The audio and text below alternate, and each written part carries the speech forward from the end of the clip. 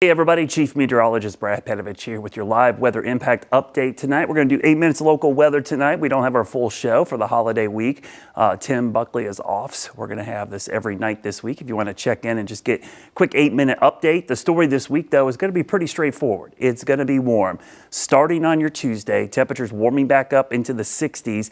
Christmas Eve, probably going to threaten record territory. The record on Christmas Eve is one we could break, and I'll show you that in a minute. Now, Christmas Day, I think, will be shy of the record. It's 77, set way back in 1955. That looks safe, but we could have one of the warmest Christmas days, I should say, on record. Could be ending up number 2. Now tonight we had a gorgeous sunset, as you saw from our Dallas camera, our Mr. Sparky camera network. We saw some pretty cool what we call atmospheric optics today. That's when we have those ice crystals in the cirrus clouds, and depending on the shape of the crystal, you can get some pretty cool optics.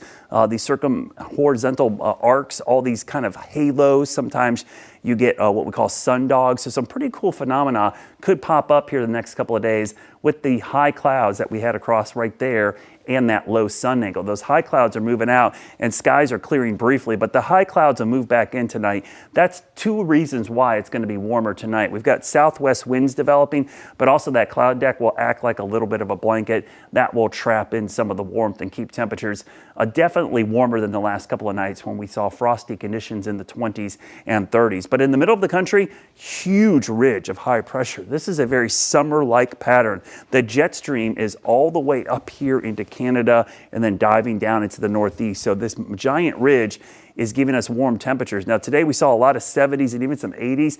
All kinds of records will be falling in the middle of the country, even into parts of the Midwest, and closer to us, we may see several records fall in Asheville, upstate South Carolina, into the Charlotte area. Today was exactly average. The current temperatures right now, we're in the 40s and 50s, so seasonably cool, and you don't see this very often.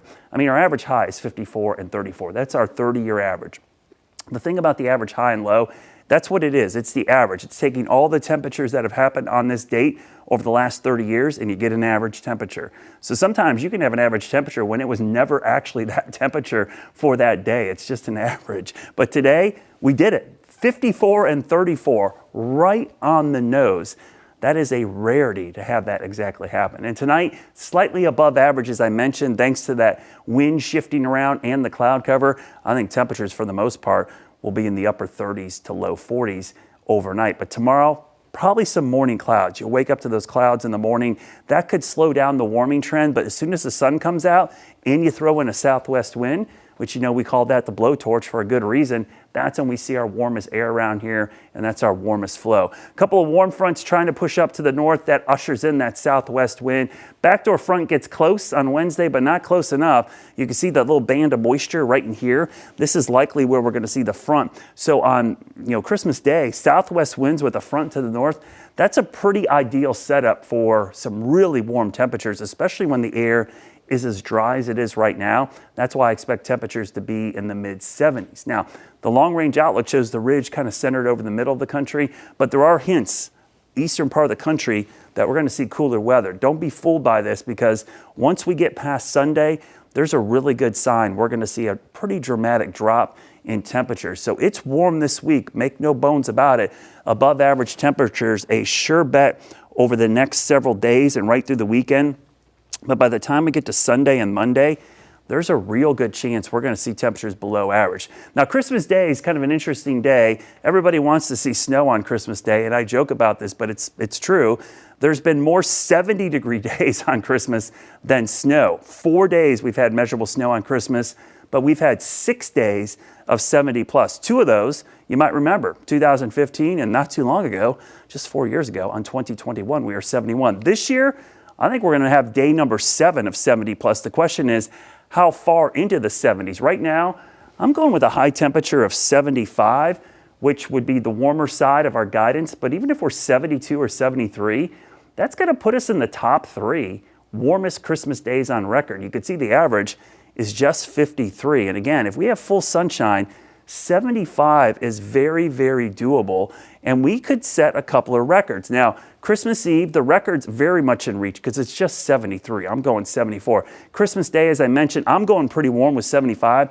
So even that would be below the record. Same story for the day after Christmas, which is 77. But look at Saturday.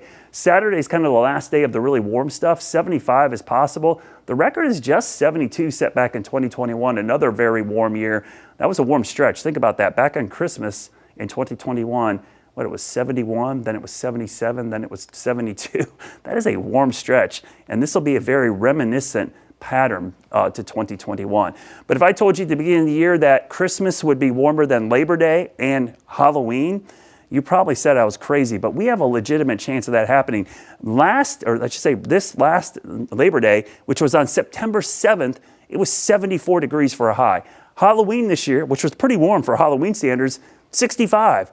Christmas 2025 could be 75 degrees. Hard to imagine that we could actually have a warmer Christmas than Halloween and Labor Day. That heat, you can see it's a ridge of high pressure, kind of looks like a summer pattern here, but I mentioned the big changes that will be arriving Sunday into Monday. Watch this dip in the jet stream coming down Sunday night right there. It'll carve out a dip in the jet stream. This will allow cold air to sneak down the East Coast starting Monday into Tuesday. So this is when we're going to see the flip in the pattern. Temperature is going to go from spring-like, like April 25th instead of December 25th. We'll go right back to January 25th weather as we get into the time after this weekend. So here's the next 7 days. Look how much above average we're going to be. Way up there for Wednesday, Thursday, Friday, Saturday. But then look at Monday, 42 for a high. That's 11 degrees below average. And